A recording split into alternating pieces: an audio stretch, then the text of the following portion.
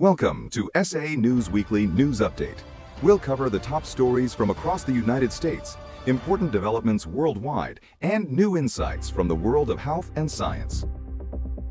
In a move that has drawn both global attention and intense scrutiny, President Donald Trump officially inaugurated his Board of Peace this Thursday during the World Economic Forum in Davos, Switzerland.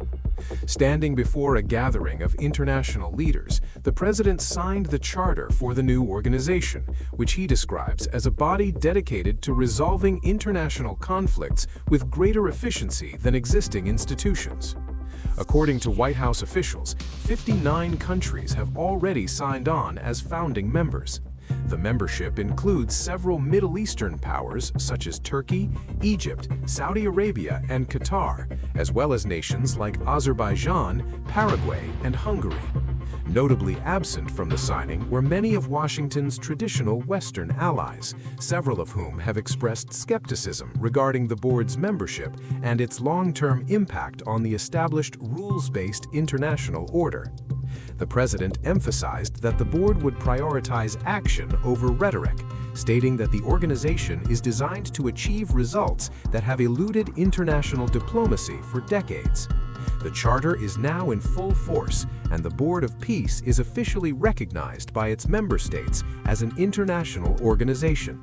As the World Economic Forum continues, the board is expected to hold its first working sessions, focusing on stabilizing regional conflicts. The U.S. Equal Employment Opportunity Commission, EEOC, voted on Thursday to rescind its comprehensive guidance on workplace harassment, a document that had served as a primary resource for federal civil rights enforcement for years.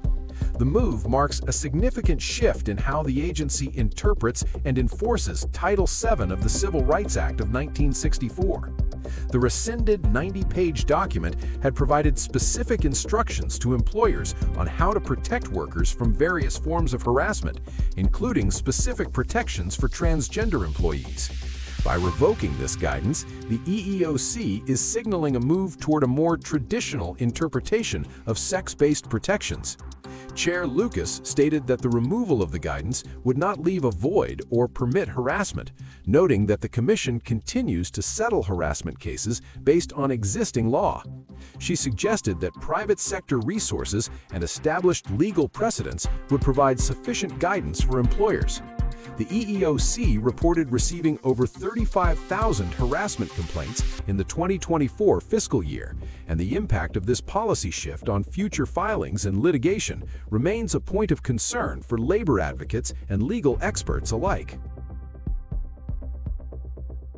Against the backdrop of the World Economic Forum, President Donald Trump met with Ukrainian President Volodymyr Zelensky on Thursday for their first significant face-to-face discussion of the year.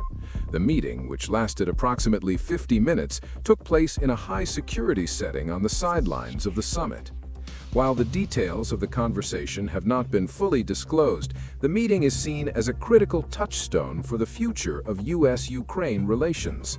The two leaders discussed the ongoing conflict in Ukraine and the various paths toward a resolution.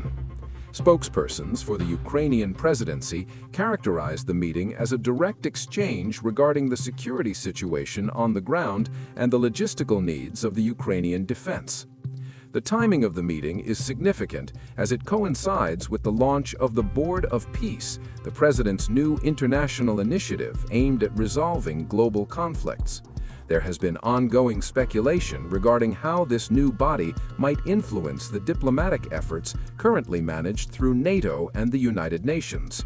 President Zelensky has remained a prominent figure at Davos, seeking continued support from global investors and political leaders for the reconstruction of his country. The East African nation of Uganda is experiencing a period of significant domestic tension following the conclusion of its general election.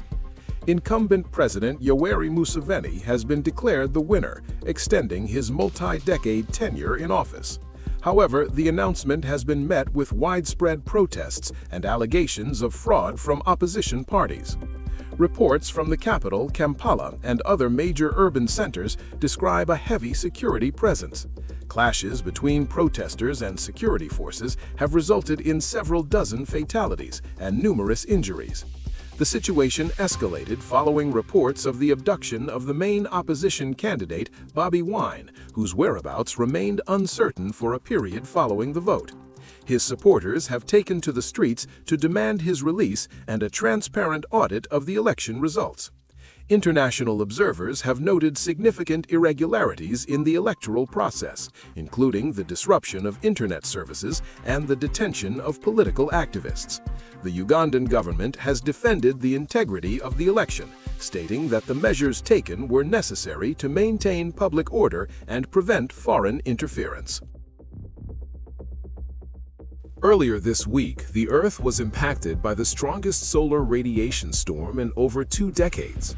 On January 18th and 19th, the Sun unleashed a massive eruption of charged particles, resulting in a storm ranked as an S4, or severe, on the official space weather scale.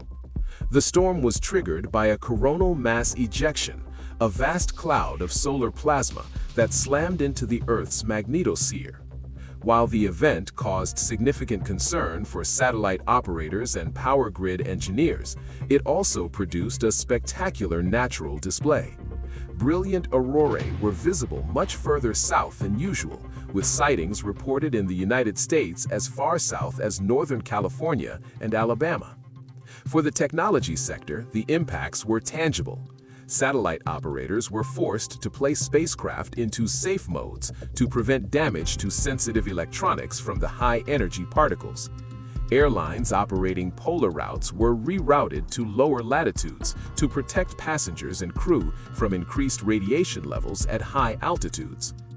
Data from international observatories, including NASA's fleet and India's Aditya L1 spacecraft, provided real-time monitoring of the storm's progression.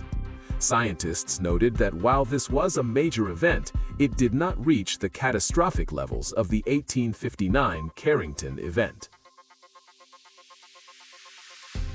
In the northern Indian states of Haryana and Punjab, this week has seen a significant surge in social welfare activities and public recognition centered around the Satlok Ashram and its leader, Sant Rampal Ji Maharaj. As of January 22, reports have emerged from several rural districts highlighting large-scale infrastructure projects and disaster relief efforts funded and executed by the spiritual organization's volunteers, alongside preparations for a major upcoming spiritual anniversary. In the Palwal district of Haryana, specifically in the villages of Alawak and Kishorpur, residents held ceremonies this week to mark the successful completion of a long-term drainage project. Local accounts indicate that these areas had suffered from chronic waterlogging and soil salinity for over 25 years, rendering hundreds of acres of agricultural land unusable. Under the Annapurna Mission, an initiative led by Sant Rampal Ji's followers, volunteers laid approximately 5,000 feet of underground piping and installed high-capacity pumping systems. Looking ahead, the organization is currently finalizing preparations for a massive international event. From January 27th to 29th, 2026, followers will commemorate the 508th Nirvana Divas, or Emancipation Day, of the 15th century poet Saint Kabir Sahib. This event, expected to draw hundreds of thousands of attendees to various Satlok ashrams across India and Nepal, will feature Akhand Bandara, or continuous community meals, and the telecast of spiritual discourses. The event will also be celebrated in various other countries like the USA, Canada, UK, etc. Security and logistical arrangements are being coordinated with local authorities to manage the anticipated crowds in cities like Sonipat, Rohtak, and Bhiwani. The organization maintains that these events are designed to promote a caste-free and intoxication-free society based on the teachings of Kabir. And that wraps up this week's bulletin. Thank you for joining SA News, and we'll see you next week. Truth that you want to know.